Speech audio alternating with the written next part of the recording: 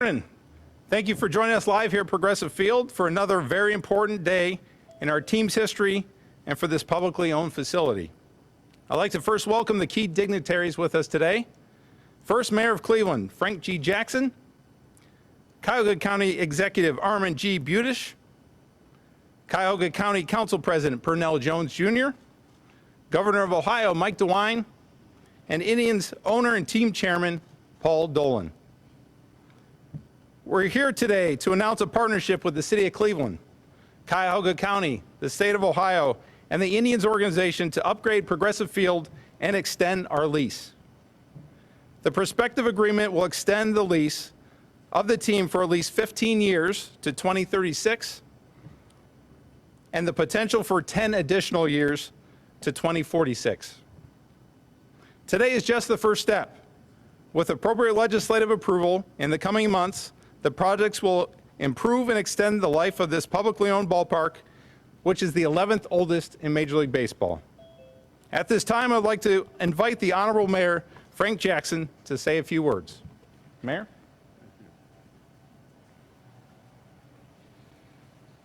Well, good morning. Good morning. You know, I want to really thank all of the partners. This could not have happened without the intense conversation and willingness by all the partners, from the governor to the county executive and the team owner.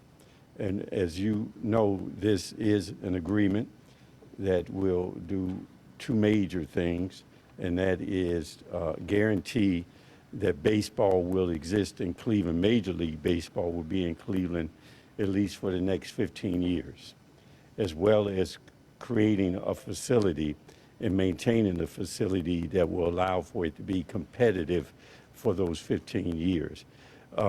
Cleveland is very fortunate. We have three major league sports teams in our central business district, which means it has great economic impact on what happens in Cleveland, particularly in the hospitality industry, as well as marketing and branding the city of Cleveland. So it's something that we take seriously, and the creation of this extended lease and the renovation will help greatly in that regard. Primarily, however, for me, this is an investment in Cleveland's future. It's an investment in Cleveland and as to how Cleveland will look, in the guaranteeing of that look for at least 15 years, that will provide the kind of stability and the kind of certainty that investors would need when they're looking at Cleveland to invest and create jobs. For us, we have three major pots of revenues associated with this. Facilities reserve, which was created when we did the Q deal. We have revenues that will be coming off of the parking garage associated with Gateway, and also half of the admission tax. Those are the three major buckets for us from the city's side as we financially support the agreement. So again, it's an investment in Cleveland's future. It's a great investment, and I'm glad that the Indians and the soon-to-be Guardians will remain in the city of Cleveland for at least 15 years. Thank you.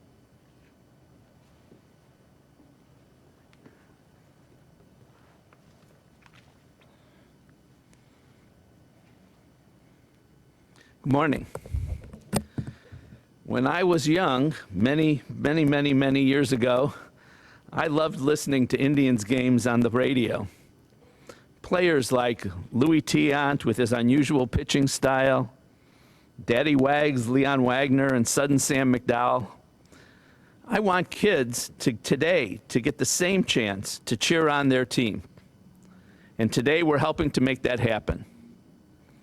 We are the smallest metropolitan area with professional football, basketball, and baseball. Despite our size, we are a major league community, and we want to keep it that way.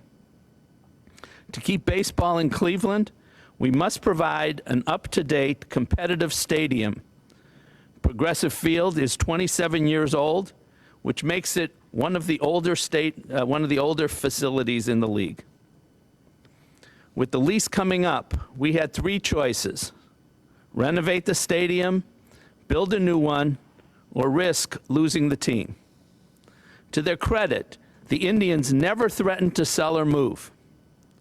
But we understand the realities of the business of professional sports, and we couldn't take the risk of losing the team. Building new would cost a fortune, so we chose renovation. The cost is still expensive, about $435 million over 15 years, but it's a lot less than building new. We're sharing the cost between the city, the county, the state, and the team. The county and city will each be paying $8 million a year for 15 years, plus the county will pay $1 million a year to make up for the excess paid by the city for the Cavs deal. The team pays about $10.2 million a year, and the state is contributing $2 million a year. I'm pleased to say that there will be no new taxes. I want to repeat that, no new taxes. For the county's portion, $3 million a year comes from the existing bed tax, $2.5 million comes from the sin tax, and the remainder of our $2.5 million annual contribution will come from the general fund. So what do we get for our investment? First, we get an improved stadium, providing a better fan experience. We get tax revenue, about $21 million a year. We get jobs. About 4,800 people are employed in and around Progressive Field, and more will be doing the renovation. We get a lot of money pumped into our local economy, over $300 million a year. We get visitors. More than 1.7 million people attend baseball games. And most important, we keep the Indians, or the Guardians, here in Cleveland. We make sure our baseball team remains ours. Now, of course, this is all subject to the approval of the city and county councils. And next up is County Council President Pernell Jones. Thank you.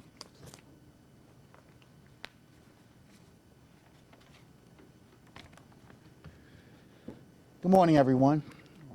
This agreement is an example of collaboration between various public and private community partners, from the state of Ohio to the city of Cleveland, Cuyahoga County, and the Cleveland Indians, who all came together to ensure that such an important entity with a long and rich history in Northeast Ohio stays right here in Cleveland for many years to come. I have been working with the county executive on this issue for nearly 2 years, since when I was the vice president of Cuyahoga County Council, and now over the last 8 months, serving as the president of the council. The Cleveland Indians have been such a vital part of this region for so long that it was imperative that we work out a long-term lease agreement with them. We are the smallest city with 3 professional sports teams in the country, and we were able to reach this agreement with existing resources without any additional burden to the taxpayer. I look forward to working with my colleagues to publicly discuss this proposed lease agreement and to have the Cleveland Indians and the county administration present the details to the full county council. Finally, I'd like to thank Governor DeWine for his support on this project. I really appreciate the state's willingness to be a part of this agreement. Thank you.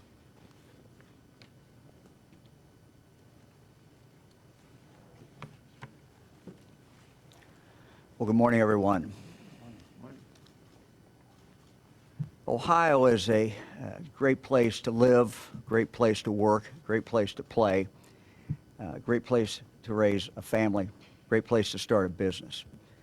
And one of the things that makes our quality of life in Ohio so good is professional sports.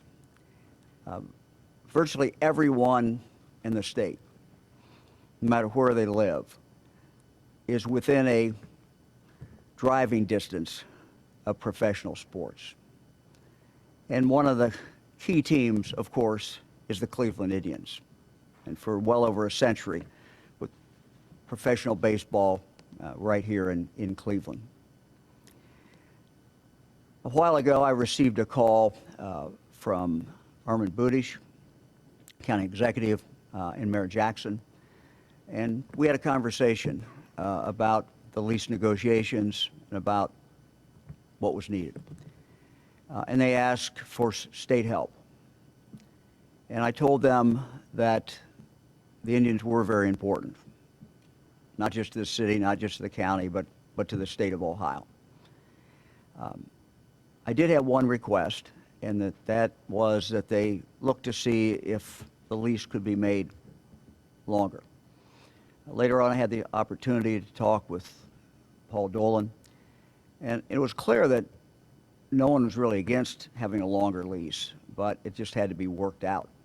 And so what you are hearing being announced today is a 15-year lease, but it also has 2 5-year increments, so that this lease could be extended, basically by the public entities, to 25 years. I think this is a very important thing. I'm very, very happy that this lease has been worked out for 25 years. I think this is a good victory, frankly, for everyone. It's good for the team. It's good for the city, good for the county, good for the state, and very good for the fans as well. So let me introduce Mr. Dolan. Paul, come on up. Again, I want to thank the Dolan family really for their commitment to baseball here in Cleveland, and we appreciate everything that they have done. Well, thanks. Thank you, Governor. It's another great day at Progressive Field and really in the greater Cleveland community. And it's a great day because today we take a big step towards ensuring that Cleveland's oldest sports franchise stays in Cleveland well into its second century of operation. Our organization is very proud to continue our long commitment to Cleveland by ensuring that Progressive Field remains a very competitive ballpark into its second century. We appreciate the collaborative effort displayed by leadership from the county, city, and state to help make this first step possible, and look forward to the next stages in the legislative process to finalize this agreement. Our goal here is to give our fans, our community, and our players the best ballpark experience possible. This is incredibly important for us to remain competitive and be a world-class entertainment destination to serve our entire community. As we've discussed and will discuss, this potential agreement will provide funding for family-friendly improvements and for improvements that help us attract and support our players. Those enhancements will include transforming the left field experience, including our Terrace Club, reimagining the upper deck experience or the concourse, something we haven't been able to touch since the building was built, and creating a larger dugout social space, among other changes being contemplated. These changes are critically important to meeting the current and future anticipated wants and needs of our fans and our players. Again, we are very appreciative of the collaboration between the city, county, and state leadership, and are looking forward to moving this prospective agreement forward through the city and county councils in the coming months ahead. Thank you.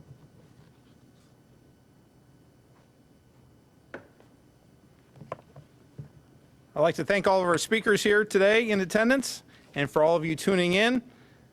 This ends the live presentation. Media, if you'd stay on hold here for a little bit. Again, thank you very much, and have a good day.